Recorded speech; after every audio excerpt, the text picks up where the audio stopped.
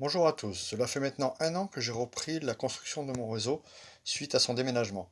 Il est temps maintenant de faire un petit point sur, d'une part, la reconstruction du réseau que j'ai déménagé, et aussi, d'autre part, son extension, vu que maintenant, il se trouve dans une pièce qui a presque doublé de surface, et donc je peux faire un réseau beaucoup plus grand que celui que j'avais à l'origine, qui était déjà de bonne dimension.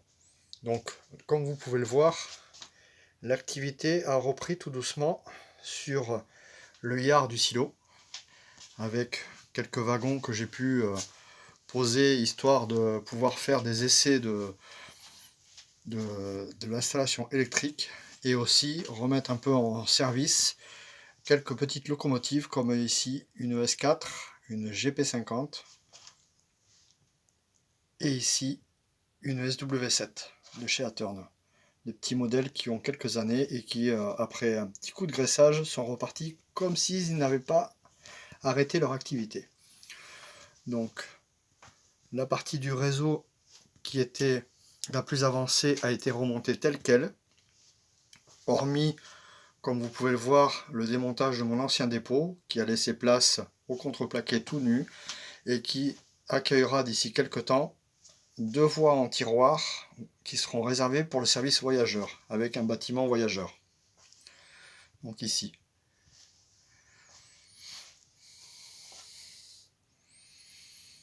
Là, 2 petites GP38, nouvellement acquises, de Burlington Northern, toujours des modèles de la marque Aturn, ainsi qu'une petite Southern Pacific.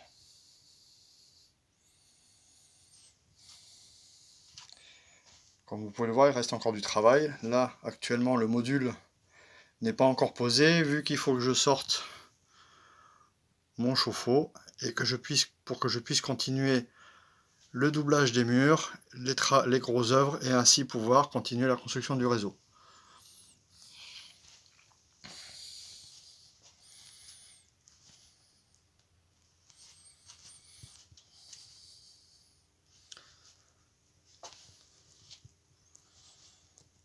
J'ai même commencé les bandeaux d'habillage des modules sur les extérieurs.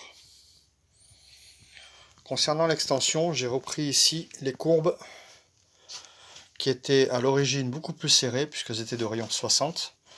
Donc, comme j'ai un peu plus de place, j'en ai profité pour faire des courbes de 80 et de 74 pour la voie 1 et voie 2. Toute cette partie a été reconstruite intégralement. Ici, futur yard fuel, donc 3 voies qui serviront pour l'approvisionnement en gasoil des machines, avec dans la partie fond de décor des cuves, des citernes et toute l'installation pétrolière.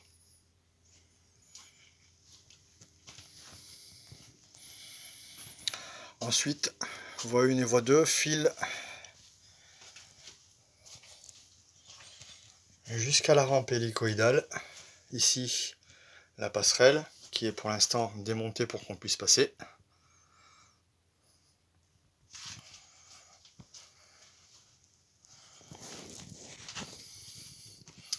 Et nous arriverons donc à l'entrée de la rampe hélicoïdale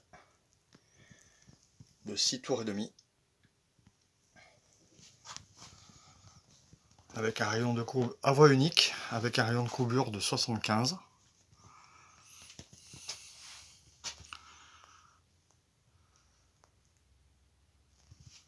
Donc,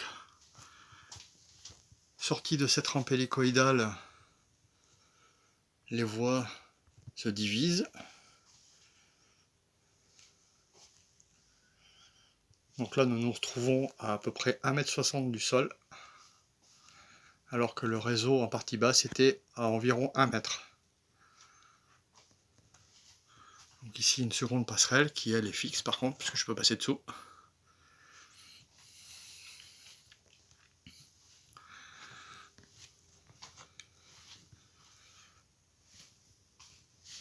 Donc ici, Là, pour l'instant, un pont en attente que j'ai commandé, qui va bientôt arriver. Ce sera un pont métallique. Donc ici, les deux voies se séparent, puisque réseau de construction os de chien, la voie principale ici est à voie donc unique, banalisée, donc à double sens, et les trains parcourront deux fois le tour de la pièce. Donc toute cette partie a été construite cette année. La partie électrique est déjà bien avancée. Les premiers tests de circulation ont été faits sur la première voie, donc celle du dessous. Il reste encore beaucoup de travail.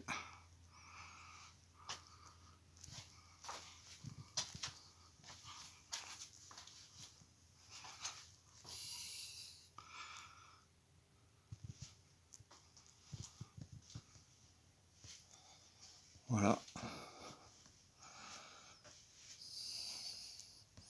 Ici, ce sera de la pleine voie, pleine campagne, rocheuse un peu, vu le relief des voies.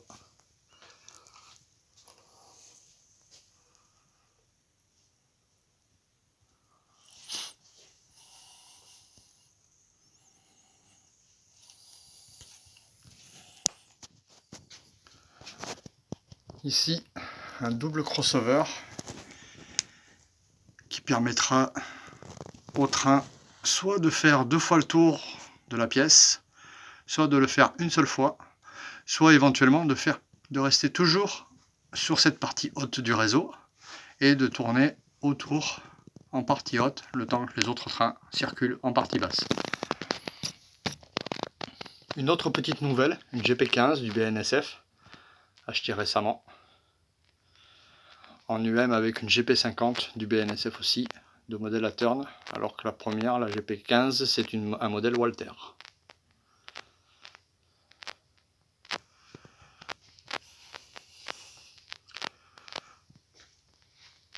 Voilà, pour le moment le réseau s'arrête ici, car comme vous l'avez compris, il me reste encore beaucoup de travaux en génie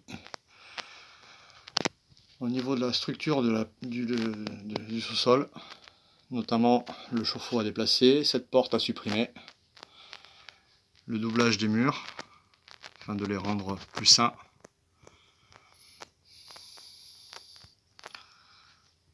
Et donc, dans la continuité, le réseau viendra, voilà, à peu près jusqu'ici,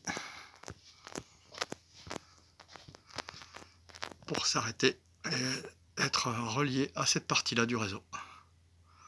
Voilà.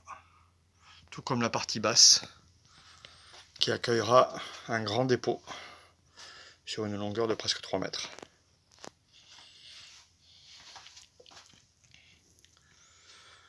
Voilà.